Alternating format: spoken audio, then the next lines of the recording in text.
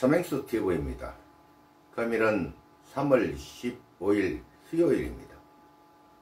금일의 주제는 광주 5.18 사태입니다. 대한민국 국민이며 지식인이면 그때 그 시기로 돌아가서 상황을 판단해 봅시다.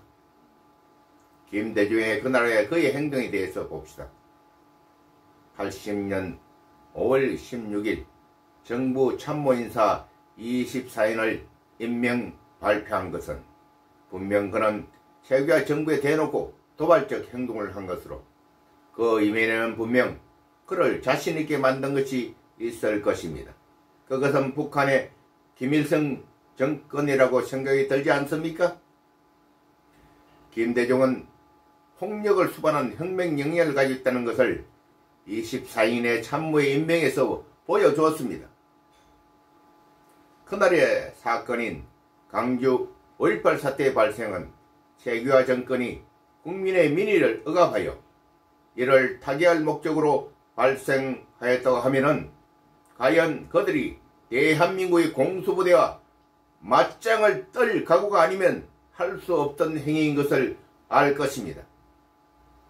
김대중은 좌파 공산당을 지향하는 자이며 그는 국가를 전복하여 정권을 탈취를 한다는 것도 그 당시 국민들은 삼척 동자도 알고 있었던 시절이었습니다.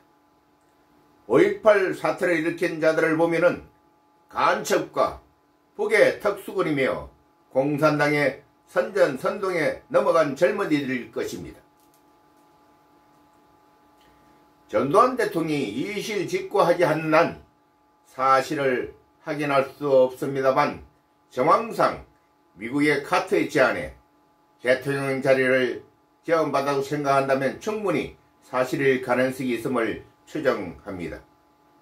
카터의 제안은 세규화 대통령에게는 5.18 사태가 발생한 것은 무능한 당신 때문으로 대통령 자리를 내려놓아라는 것으로 들었을 것입니다. 전두환 중요부양 서리의 입장에서 카터의 제안은 두 가지로 요약할 수가 있습니다. 하나는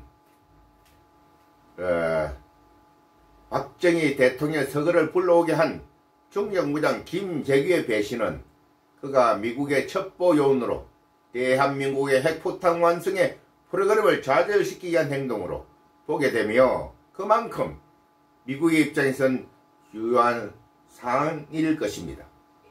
그러므로 완성된 핵 프로그램을 반납하라는 것과 둘째는 광주 5.18 사태 작전에 참가한 북한의 특수군의 활동의 내용을 군의 상황일지에 지울 필요성이 있었을 것입니다. 이 사건은 카터가 기획하고 종결했다고 말한다면 소설이라 시부할 것입니다. 만 정황상 확인할 수가 있습니다. 전두환 중요부장 서리는 미국 카터의 제안을 승낙함으로써 허약한 대한민국의 세규화 대통령에게 하야를 명령하였을 것입니다. 이를 증명할 수 있는 것은 세규화 대통령의 임사에 잘 묻어납니다. 그런 임사에서 자신의 오늘의 이루어짐은 역사가 증명할 것이라는 알듯 모를듯한 말을 남겼다는 데서 확인이 가능합니다. 세상에는 완전 범죄가 없습니다. 시작과 끝의 과정을 관찰하면 답을 알 수가 있습니다. 사건의 상정보다 사실의 증명이 이루어짐이 보다 사람을 더 납득하게 만들 것입니다. 이 사실을 증명할 수 있는 몇 사람이 보입니다.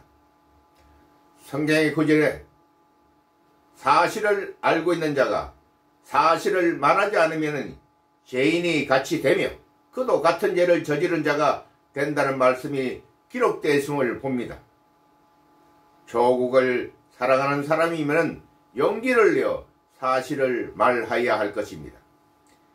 인생의 끝자락에서 자신을 되돌아보며 회개할 수 있는 기회를 주신 하나님의 은혜에 감사드리며 죄를 사하여 주시는 하나님의 사랑을 찬양합시다. 아멘. 오늘은 여기까지입니다.